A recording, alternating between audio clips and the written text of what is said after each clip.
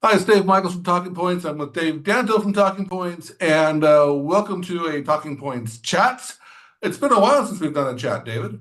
We've been really busy going all over the place, and whether we're meeting in Brussels or meeting in New Jersey, or conferences and seminars, and wow, it's been a very busy couple of months, culminating in a couple of weeks at Infocom in Orlando. But Yeah, so it's all right. We're still going places, and I'm leaving. I get to cross the Atlantic once again. I think this year it's going to be, I think 4 or 5 transatlantic crossings altogether. But maybe we're still counting. We'll see. But yeah, so I'm since looking we've been forward to over the water Infocom. so much and trans going back and forth, I think we were going to talk a little bit about the sea changes that we're starting to see going on, Oh, there and you go. The you sea know, change. Yeah. play on words. And because we see change everywhere. But yeah, no, I was thinking about it. Um, we both experienced and have obviously understood and lived through a fairly significant sea change in social networks. I think both of us have kind of moved to LinkedIn as our primary, and it's so different, right? Because I used to be so active on Twitter, and Twitter's the correct term when in past tense, that use it, you don't just move, you change, right? You do things Yeah. differently. And one thing in Twitter you always did was share a URL, and LinkedIn doesn't really like that, so I don't really share URLs. So and so I was thinking about that because we just did our Insider Light newsletter, and I was like, where do I post this? And it's like it's just not the same, right? We don't we used to do things on Twitter to kind of broadcast and share content, and LinkedIn is more about sharing ideas. But then there's also, as we have in the new Insider Report, which hasn't gone out yet, um, a sea change going on in search because a lot of us are now using AI or ChatGPT or whatever you want to call it to just get an answer as opposed to a search. And I don't know if people realize how significant of a change that is. I mean, there's a lot of ramifications in this behavioral Yeah, change. when I was traveling with my wife before we went to the last conference in Kortrijk, she would ask me a question about, well, how do we do it? What are the top 10 things to see? What do we go? And that's the kind of thing I would normally search for. And honestly, I didn't even bother anymore. I just typed it into an AI. And, Yeah, I am under the opinion that some of that stuff is still wrong and hallucination. So I'm not taking it yeah, as verbatim, but wow, it's so complete and so easy to use that, a lot of people are not bothering to use search. And we posted in the last Insider Report that the cool thing that with Google search now, that if you don't want to have its AI suggestion at the beginning, if you just use some curse in your request, it immediately omits all of the AI, which may not be the easiest way to oh, do it, but it's more fun. well, my epiphany moment was a few weeks ago. I think it was, I know it was, Zoom announced a partnership with ServiceNow. And there was a little voice in my head, and it's like, wait a minute, ServiceNow isn't their CEO on the Zoom board? And I was about to, go to Google search, and what would you do? Who is the CEO of ServiceNow? So I couldn't remember his name. Who are the board members of Zoom? It's like 3 or 4 searches, right? To get a. And what I did is I just went to Gemini, and I said something is I forget what I did, but it was a simple sentence, simple question that told me it was Bill McDermott is the CEO and he is on the board of Zoom. It was like, wow, that was really easy. And so anyway, what happened was in a court case, Apple admitted that they're seeing a big decline in search traffic, and that caused Google stock to drop. I mean, there's all this stuff. But the thing is, it's a sea change, right? Because there's so much industry, so much of our world is based on Google search, is based on websites getting eyeballs that way, ad revenue. Everybody want search engine optimization specialists that help you figure out how to get your content more discoverable. But none of that's going to matter anymore, right? And the ad revenue for all these publishers is going to disappear. And so Google's going to take a potential hit. We're going to see all these websites take a potential hit, and the whole concept of things like SEO become obsolete. So big ramifications there. But the point of all that was the introduction. The point of all this is that I expect to see some sea change at Infocom.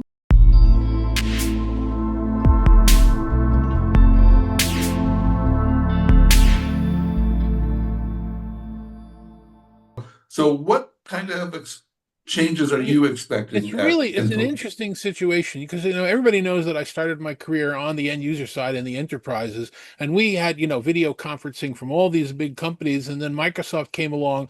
I guess it was OCS or LCS, one of them, where you stick a little webcam in between two flat panels, and they called that a video conference room, and that was ridiculous because video conferencing in our time, you needed CDR, you needed nice big appliances in the I room. remember the guys at Logitech were very, very proud of the fact that it was their webcam, but nonetheless, yes, yeah. Yeah, and now when we look after decades of all of that, we're back to these little webcams. I mean, Microsoft is calling them Express Install at this point, and but the webcam's so much more powerful now that it actually can do a decent job. And we're seeing sea change. The entire industry sort of move closer to this bring your own Well, meeting, my bring your my own first device. room system, my first room system was the Logitech BCC9. I don't remember the number. It was the most ridiculous name for any product. I You know probably what I'm have talking one behind about? me. Yeah, the little Yeah, eyeball yeah, camera with the a other little two eyeball cameras. Yeah, camera on right. a stick that and had the and it was and their claim to fame was it worked with Skype and it was that was my first room system. It was like, wow, this is really really cool.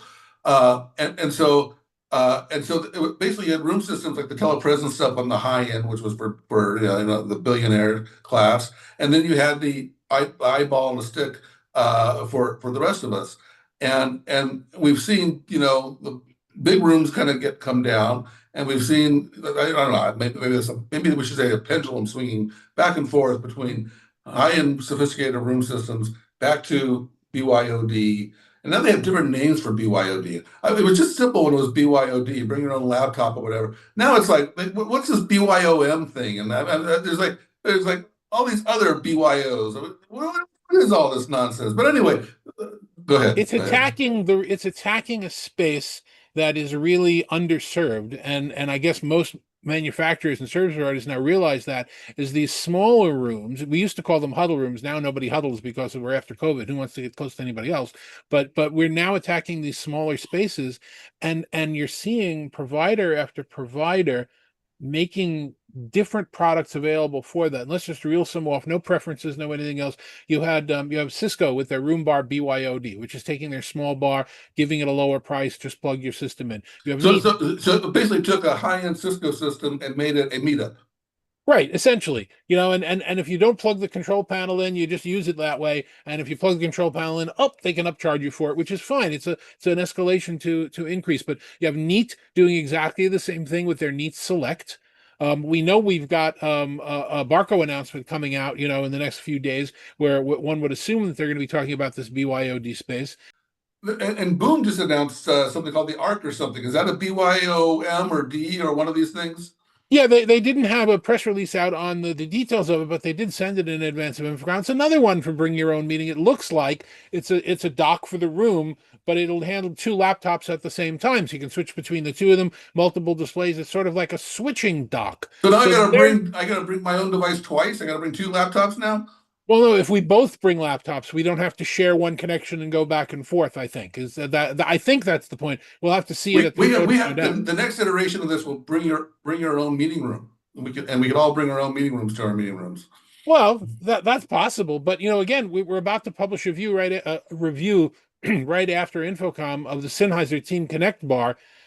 They're doing exactly the same thing. They're giving you one cable, a USB-C into your computer for a BYOM, BYOD experience, and they're taking all the room's peripherals, whether they're coming in over Dante over audio or the HDMI for the displays or whatever, and they're bringing all of it in through that one USB-C connection. So again, making it more convenient for the people bringing their own meeting. It is a sea change, both in that room appliances, if we can even use that word anymore, are now much less expensive, and most people aren't focusing on them because you can now get metrics from these BYOM, and the Microsoft capabilities now let you know speaker attribution, which they never used to do on a personal notebook. They let you not mute out the other sounds. If I'm doing a call with you on Microsoft Teams, one of the features in Teams is it'll mute out everybody who's not me because it knows it's my computer.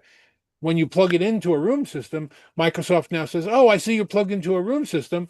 now I'm going to let you attribute everybody else who's speaking in the room and bring it. So, I think we are seeing a sea change with that. It's going to be interesting to see what else we see at Infocom this year, and we Well, we will know one have thing our we're going pick to see a hits. lot of. We're going to see a lot of MDEP would be my guess. You're not only going to That's see MDEP for Microsoft Teams, I believe you're going to see MDEP break out into other non-video conferencing applications oh very my gosh, soon. who predicted that? That Yes. who could have predicted that would I happen? I don't think it'll be a mobile phone, but we'll see. We'll find out at Infocom, and we will be doing our pick hits again.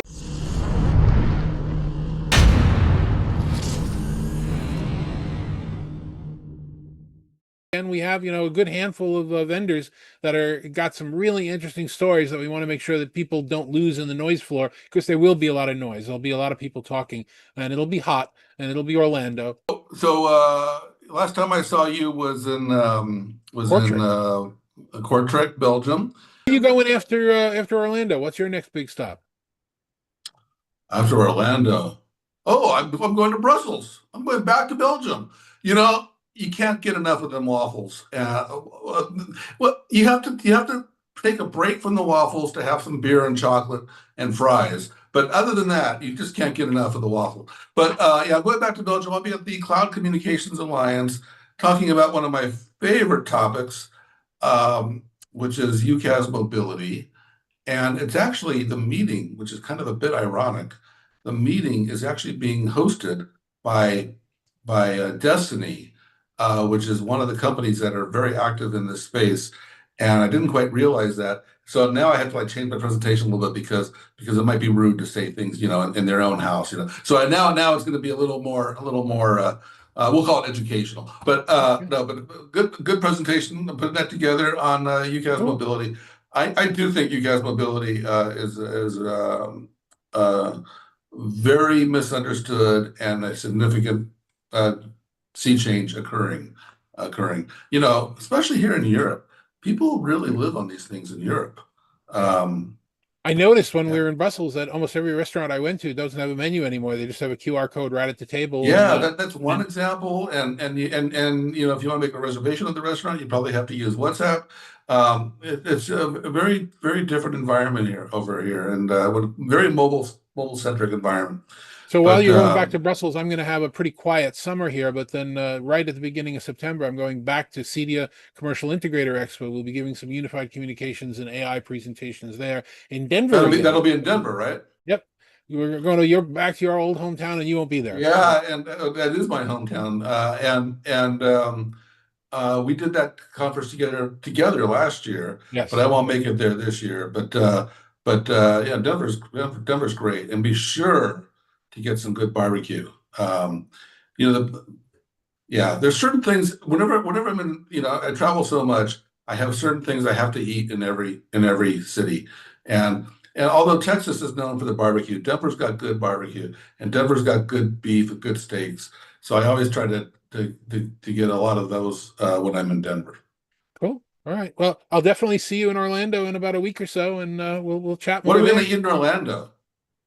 You can eat any fast food you want, any chain store you want in Orlando. God, they still have Sizzlers open down there for gosh sake. So, we could you could Yeah. get your high end, low end, medium end. I'll see you at the Walmart. Remember, I always buy the water and the supplies there, so I don't have to I'm, pay the I'm having hotel cravings prices. for milkshakes, so we'll go to a burger's place and get a good milkshake. You can't get milkshakes over here. I can find these like American burger places that have the American menu down, except for they don't have milkshakes. And I asked them, "Do you have milkshakes?" And they look at me like from a different planet. It's like, why would you want a milkshake? Well, This is a when we're at burger place. Infocom, we'll walk over to the Google people that are going to be, I don't know what they've renamed Starline to. Beam me up, beam me down. We'll see if they can beam you a milkshake in Lisbon In 3D. in 3D. Very good. All right. Until then. See you in Orlando.